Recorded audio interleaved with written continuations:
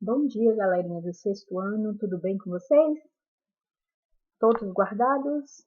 Seguindo os princípios do aprendizado de cada dia, como é que vocês estão se saindo nas provas?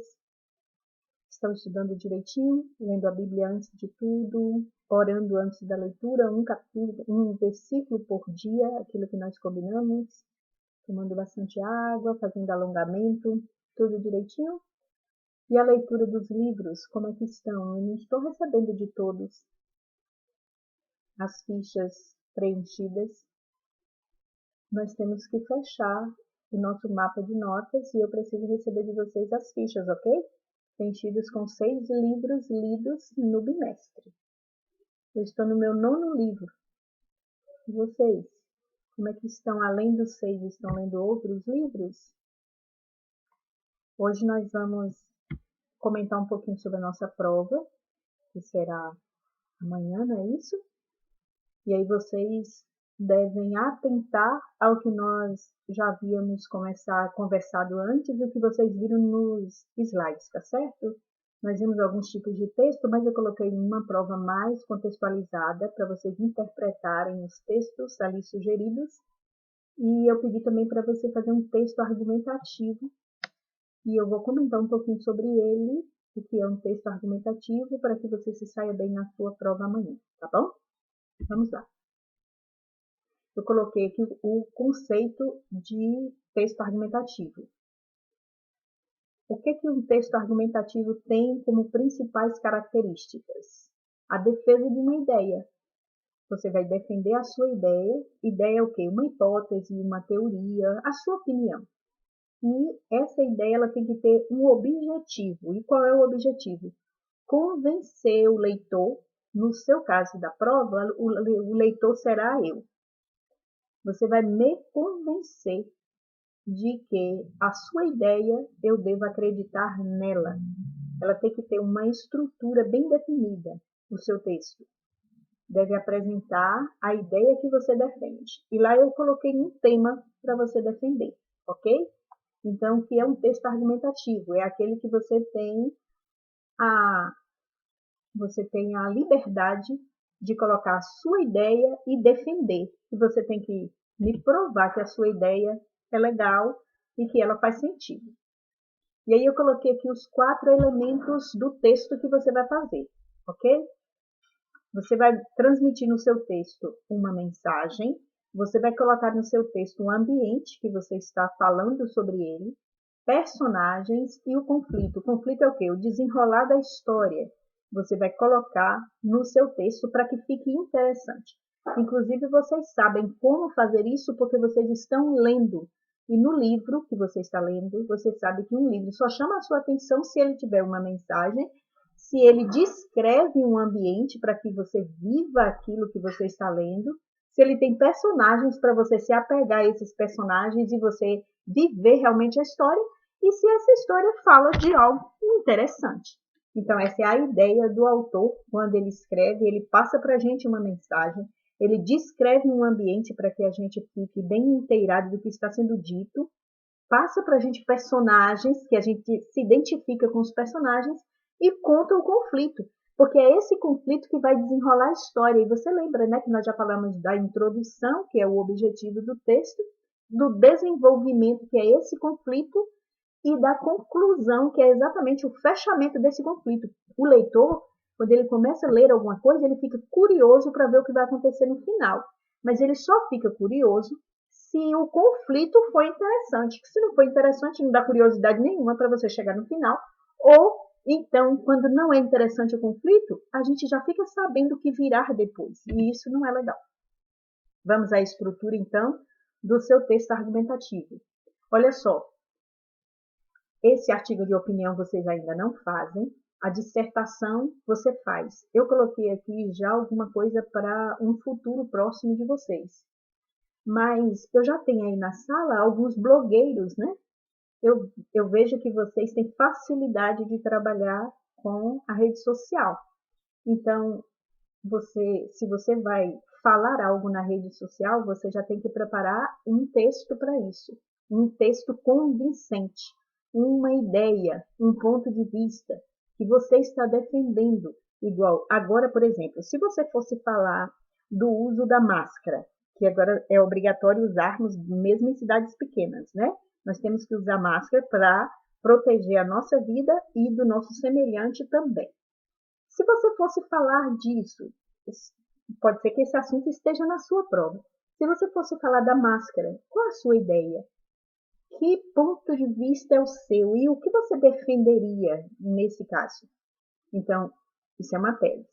E os argumentos que sustentam esse ponto de vista? Que argumento você usaria para defender ou criticar o uso da máscara? Aí depois vem, olha só, aí eu coloquei a estrutura. Você vai apresentar esses 3 elementos. Qual? O seu ponto de vista, os argumentos para sustentar o seu ponto de vista, e depois você vai concluir reforçando o que você apresentou. Então, primeiro você apresenta o seu ponto de vista, depois você defende o seu ponto de vista sustentando, e depois você conclui apresentando o reforço do que você falou. Eu dei a ideia da máscara, mas o que a prova estiver te sugerindo é o que você vai fazer. Dar o seu ponto de vista, sustentar o seu ponto de vista e concluir para que eu entenda onde você quis chegar. E aí aqui tem assim, antes de entrar de cabeça nas estratégias que podem melhorar seus textos argumentativos, uma pergunta é, você sabe a diferença entre estratégia e argumento? Então, o que é argumento? São as informações que você usa para defender seu ponto de vista. E já as estratégias são as maneiras como você expõe, articula e apresenta essas informações. A estratégia é a forma de você apresentar o seu ponto de vista, e o ponto de vista é exatamente o seu argumento. Ok? Aqui eu tenho um texto já argumentativo para você dar uma lida. Lembrando para você que aqui ele está justificado e esse travessão ele deveria estar abaixo do parágrafo. O parágrafo tinha que estar aqui e o travessão abaixo dele. Nunca esqueça disso. Aqui ele está justificado, tá bom? Mas o travessão teria que ser aqui e esse primeiro parágrafo começar aqui. Há alguns dias fui assistir a um jogo de futebol em um desses botecos de esquina. Cruzeiro e Atlético se enfrentavam pelas semifinais do estadual. De repente, 2 bêbados começaram a discutir, um representante de cada time, é claro. O primeiro disse que o Cruzeiro é o maior time das Minas Gerais, pois tem a maior torcida e o maior número de títulos. O outro o contrariou, dizendo que o Atlético venceu mais estaduais, tem a torcida mais apaixonada e revela mais jogadores para o exterior. Um terceiro indivíduo se aproxima. Nada disso. O maior time de Minas é o América. Indignado, os outros 2 torcedores questionam o rapaz. Querem saber o motivo da alegação, ao que ele responde. Ora, é simples. Eu não estou bêbado. Eu creio que você tenha achado graça, mas você vai analisar esse texto, quem usou argumento, quem usou estratégia, onde está a introdução, onde está o desenvolvimento e onde fecha com a conclusão, tá bom?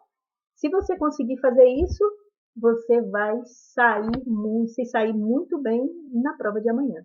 Porque é isso só que eu vou pedir para você. Você vai interpretar alguns textos e depois você vai fazer o seu texto argumentativo que eu quero te dar a melhor nota. Mas eu gostaria de lembrá-lo que na escrita eu estarei cobrando de tudo um pouco, ou de tudo. Eu vou cobrar a sua escrita correta. Ortograficamente você tem que se preocupar com as palavras que estão registradas no seu subconsciente. Lembre que eu falei para vocês que o nosso cérebro tem um HD e ele fotografa as palavras que nós lemos no dia a dia? Então, cada palavra que você lê, você deve dar um tempo para o seu cérebro fotografar. Porque quando você vai escrevê-la, automaticamente, se você escrevê-la errado, o seu cérebro acusa. Ela fica estranha e você pode corrigir.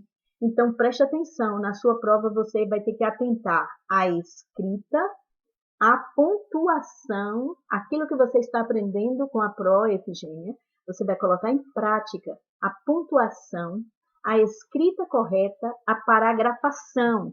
Lembre-se que você vai começar o seu texto longe da margem.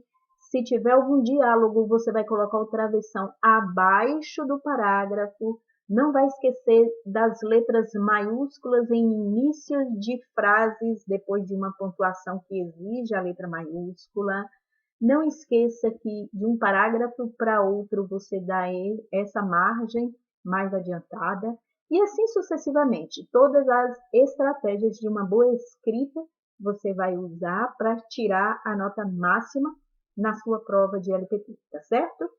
Eu torço pelo seu sucesso, estou aguardando a sua prova bem feita, caprichada, sem rasuras, com a ajuda da mamãe, do papai. Escreva, pense na sua escrita, releia, escreva a lápis e só depois você passa a caneta. Eu recebo a caneta, preta ou azul.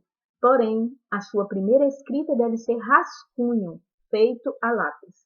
E quantas vezes for necessário, apague e faça de novo, para que você não tenha dúvida do que você fez. Faça com carinho, dê o seu melhor na sua prova.